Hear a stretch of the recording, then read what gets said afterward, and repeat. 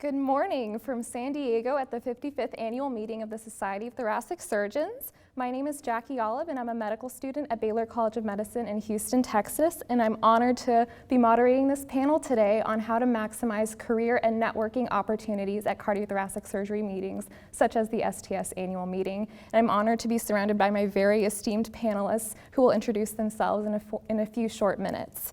I'd just like to set the stage with a personal observation first as the most junior member on this panel, saying that one quality I've noticed that we all share in common regardless of our career stage is ambition and the desire to persist through all of our challenges and persist that into completion. And I also want to give some food for thought for our panelists too of a recent quote I heard from my Baylor professor who said that at these kind of meetings you'd really be wasting your time if you didn't seek out people whom you don't normally work with and who aren't at your institution. So without further ado, let's have our panelists introduce themselves, starting with Dr. Luck. So I'm Jessica Luke, and I'm a first-year cardiac surgery resident at the University of British Columbia in Vancouver, Canada. I'm Mark Moon. I'm the Chief of Cardiac Surgery at Washington University. I'm also the Vice President of the American Association for Thoracic Surgery. I'm Rania Prevenza. I'm Associate Professor of Surgery and faculty at Baylor College of Medicine, and I'm very, very happy to be here today. I'm Doug Mathieson, a thoracic surgeon at Mass General, past president of the Society of Thoracic Surgeons. Glad to be here today. Wonderful. Thank you all for introducing yourselves, and let's get right on into it. The first question I have is for Dr. Luke. How have you successfully sought out mentors and sponsors at these sorts of meetings, and what are some strategies that you have for trainees to overcome the challenges in what is often an uncomfortable and new grand environment? Yeah, thank you, Jackie. Yeah, I'm very fortunate to have had a lot of mentors and sponsors, and they have truly changed my life and shaped my career and got me to where I am today. I'll just start out with why mentors and sponsors are important, and that's because we all learn and grow, and we go through various stages of our career, and we need help and guidance. And might as well stand on the shoulders of giants if we get the chance to, rather than trying to dig it in the ditches, trying to figure out what to do ourselves through trial and error. So that's the reason why mentors and sponsors are important. And I've been really fortunate to have received a scholarship to the Society of Thoracic Surgeons and the American Association of Thoracic Surgery as well, and they have paired me up with mentors and sponsors who I was able to really connect with. But there are so many ways to become involved and to get to know people at these meetings, and they include networking and just walking up and introducing yourself. We're all human, and we all want the same thing, and that's to help others and make everyone else better as well and lift each other up. So really, everyone is here to help each other. So just walk up and introduce yourself. Speakers and panelists are people who can be approached as well quite easily. And others would be, there's the Career for Workforce and Development at the Society of Thoracic Surgeons, which has a mentorship program. There's Women in Thoracic Surgery that has a mentorship program as well. And then there's also lots of social events as well. And those are also usually the informal events that it's easier to meet people. I think that opportunity is usually not something that we wait for, but something that we actively pursue. And finding mentors and sponsors is one that we should actively pursue because they can change our lives. I agree wholeheartedly, especially as trainees. We really benefit from the formal programs that are out there, but also from the day-to-day 1-minute long conversations that you somehow strike something in common and you're able to continue those relationships after the meetings. So that's a good segue into my next question for the established surgeons at this panel. How do you give advice to trainees in order to approach, very more famous members of the field? What advice and tips would you give to people like ourselves? We all have mentors and had mentors. We wouldn't be where we are today. And so it's not a unique thing to our current generation of trainees. I had mentors. Dr. Mathisen had mentors. I think there are opportunities, though, now that were not available years ago. For example, the Looking to the Future program here at the STS is great. The Member for a Day program at the AATS and the Southern Thoracic and others all have these types of programs where you can get supported to come to the meeting and have formal situations where you can meet mentors. One thing to remember about this meeting is everybody here is on the same level, really. We're all walking down the hallway. We all want to say hi to new people.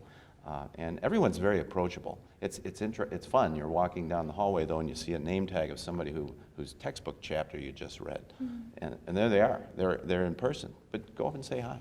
Everybody's here and welcoming the new people. Exactly. Like, just keep it simple. Just go introduce yourself. And you don't need to ask for anything. You just say hello, say who you are, and that's the start of establishing a long relationship, professional, that can really grow over time. And keep it simple. Yeah, the big meetings can be intimidating. They're busy, and people are scurrying around. But as Mark said, I mean, none of us think of ourselves, and you said famous people, none of us think of ourselves that way. And just be yourself. I think everybody who's here as a member of our profession realizes that the future of our profession is encouraging people and doing anything you can to help them be interested and continue in the profession. And so we don't bite. So if you come up and say hello, that's just introduce yourself. Actually, you're always flattered when somebody does that. So as was said, just keep it simple and walk up and introduce yourself, ask a question, and it does make a difference because you'll make that connection. You might see them at another meeting. There's another venue at the American College of Surgeons that they put on. I think it's on Monday night. It's about it's sort of a technological presentation to show the exciting things. So if you know people who are in general surgery and go to the American College, yet one more opportunity. I think last year they had 150 young general surgeons. So there are a lot of opportunities. Both societies are dedicated to making opportunities available and want to encourage people to enter the profession. We're very excited by all these opportunities for you all seeking recruitment from people like us so early on in our careers as well. I definitely can attest to the positive influence of mentorship and sponsorship, especially as the most junior one at this table. I'm only a second year in medical school, and here I am talking to you all. Dr. Frenza, my next question is for you. You've been particularly active in and passionate about engaging trainees and maximizing your experience at the annual meeting in terms of a wide variety of academic opportunities. Can you describe to me how do you hold yourself accountable to maximizing your objectives for the meeting, and what advice would you give in that regard? Thank you, Jackie. That's an easy question. So when you go to a meeting, you have to set up goals. You just don't show up and react. You have to participate, and that's extremely important. I mean, you have academia, science, and networking. So academia, you have to make sure that you get all the CMEs, whatever you need.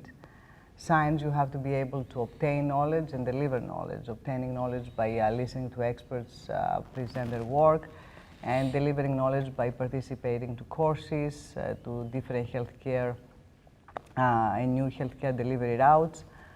Networking, that's extremely important. One thing that you have in meetings like this, that you don't have on the social media, is face-to-face interaction. This is extremely powerful and can really work for you a long way. And then when you network, you don't network sideways only, because there's this human nature that we really like to talk to people that we know. But you really have to network. From my point of view, I have to network up, I have to network down, meaning I have to meet more senior people than myself, that they can seek advice, and they can ask their opinion about my professional career. But I really need to network with you guys, because you're the face, you're the future of cardiac surgery. And I really want to invest in human capital. And that is the best thing that we can actually do as surgeons in that society. And this is what I like to do. And I think it's very valuable that you said there's intrinsic desire to seek out and be a mentor. I think something that I've heard that I hadn't heard before at this meeting in particular was that mentorship is something that people are adding to their CVs as a marketable, transferable skill as a faculty member, and the fact that that can be sort of institutionalized in a way as a formal criteria that is marketable professionally, serves to benefit us as well, and it's a dual exchange sort of process. I'll mention, Mark made the point that all of us have had mentors, all of us. And every survey that you ever take about how people became interested in surgery, I'm not so familiar with the other disciplines of medicine, almost always, every survey I've ever seen for all the years that I've been involved, at the very top is mentorship. Somebody you made a relationship with, somebody who you connected with, somebody who made you feel important, somebody who said, this field is great. And I think that's one of the great things about the two big organizations, the AETS and the STS. Their annual meetings are like a candy store. And I think when medical students go, they're somewhat intimidated. They don't really know what they're hearing. But if you come away with the excitement that is generated at those two meetings and all the things that are going on, and then that dispels all the things you may have heard elsewhere that maybe this isn't a field for you, it's still, to me, the most exciting field in medicine. And the two meetings at the ATS and STS do a terrific job of making this something that's really exciting and gets people excited about the field. I have an example of when I was a young faculty member at the Southern Thoracic Meeting.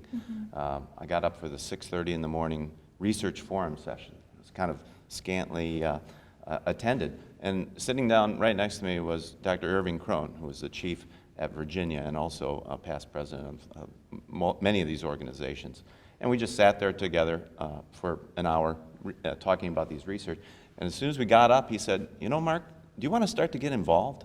And from there, it took off. And that's all it took, was 1 hour of sitting next to somebody with connections. Well, as senior leaders of both of the very prestigious societies in our field, how has your role at these meetings changed as your careers have progressed, and what are your goals now? I go to more meetings now than I used to. That's one thing that's changed. But I think that you have a sense of more responsibility to the profession. I mean, it isn't just showing up and going to some committee meeting. You get more involved with the sort of the bigger aspect of the profession. And so you go to like yesterday, the resident lunch. I mean, it was packed. I don't know how many people were there, but there were a few hundred people there. So you feel an obligation, and I think it's a responsibility of people who are in academic medicine to encourage others. I mean, I think that is a absolute responsibility, that you have that responsibility to encourage others, explain why your profession is such a great profession. And so I think over time, it's less about me and it is more about either the organization or the specialty itself.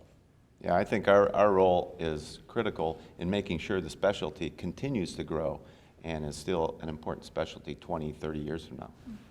And I think, when you are a resident, I remember I was just looking to see if the meeting is taking place in a good location, warm, nice. So that was also my time off, to be like off, not to be a resident anymore and work like long hours. But then as you progress, is exactly what you said, is the responsibility changes. Now you are more like the ambassador. You have to empower colleagues, you have to show how much you love what you do. Why really we get up every morning at 6 o'clock and we go to work, and why we stay there until late. And at the same time, you have to welcoming you guys.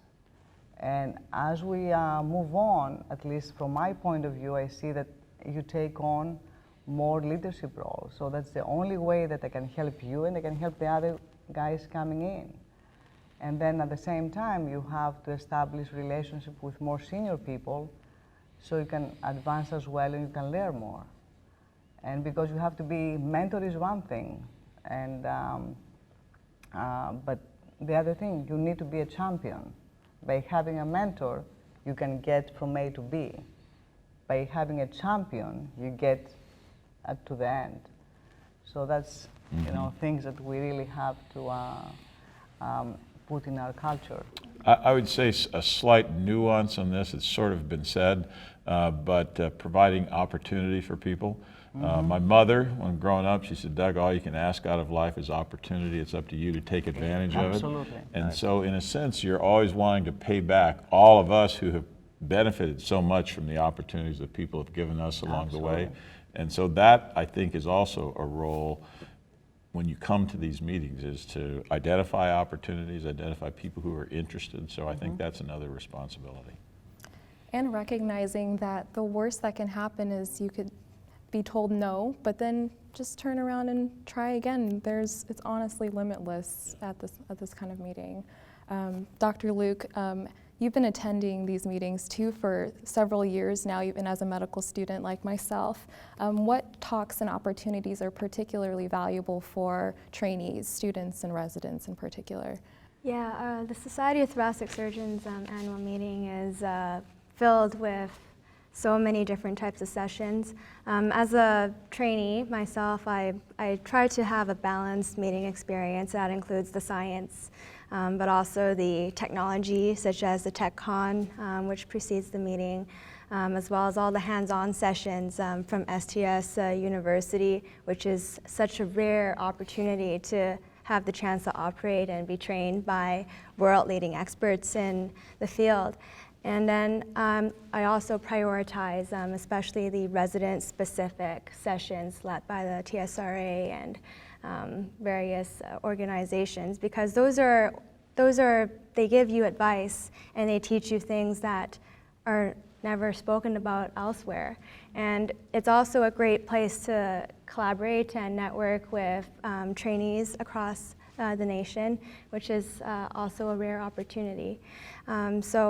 And then the social events are the highlights of the meeting, and those are the informal events where it's much easier to just walk up and say hi and introduce yourself, and it just takes off from there in terms of long-term relationships and collaborations.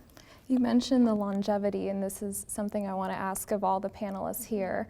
You know, there's so much enthusiasm when you're on the ground here, and you know, you're chatting with one person, you're taken away to another conversation here and there. Like, you can feel it, like you can slice it, like it's very thick in the air. But you know, once the meeting's over, that shouldn't be the end of this enthusiasm.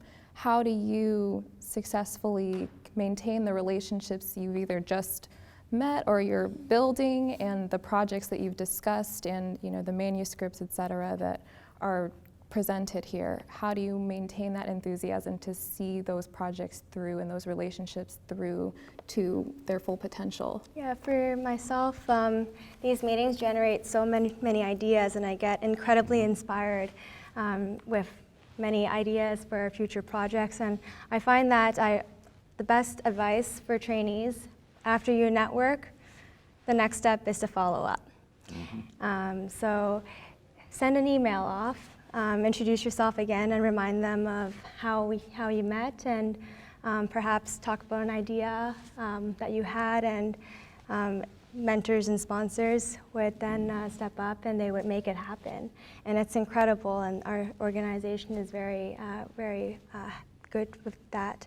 And then other ways to keep the momentum going once a project is started would be planning ahead of time, and planning up for perhaps abstract deadlines and meeting them, and that sets a deadline that everyone will then work towards. And then I think the most important part would be, after an abstract submitted, make sure that a manuscript follows, and that even if it's rejected, don't give up. I think everyone fails in some way, and always there's failures lead to success, and there's a way to fail yourself to success, because failures make us stronger, and we learn from those, and it improves our manuscripts with reviews. Definitely, definitely. Any other thoughts? Well, I would only say that, taking off on what you said, that if you come here and you see an interesting paper, you didn't quite understand it, or you think of a project, I'm sure when you go back to your home institution, it's a little bit intimidating also to approach people, but you can say, someone who's in the Department of Cardiothoracic Surgery, I heard this paper, it's an opportunity to kind of reach out and connect with them, and if you have an idea, maybe they want to pursue it, and you get involved. So yeah, I think you're right. You should follow up and take advantage of the connections from coming to this meeting. And I think also, just a small comment, when you follow up, you don't really need to ask for something. You just need to just simply state that the interaction really meant something to you. And you have to say something relevant to the person that you met. And then you just really establish a relationship and you move on. Mm-hmm. And then as a trainee, I think that when given the opportunity, we are obligated to step up and to under-promise but over-deliver, and be a responsible mentee, be respectful of your mentor's time, and to make the most of every opportunity and open doors. And ultimately, the goal, and even as a first-year resident, I'm finding that I've had the chance to be a mentor to more junior trainees and medical students. So finding ways to give back. All these relationships are two-way streets. And always we ask for something, but then always try to look for ways to give back to the community and make it better than when you first started in it. Definitely. I think Yeah. starting off a leading question, one mentor told me was, how can I help? And that would, open like, oh, I'm thinking about this, but I haven't had the time. I feel like I hear that a lot from my senior mentors. I've been thinking about X, Y, Z, ABC. I just need somebody to get it started. And that's what we're here for, to kind of put the groundwork in to execute those visions until we're in the position to help others to do that too. So I'd like to conclude, if there's any closing thoughts. I want to thank my panelists very much for their time.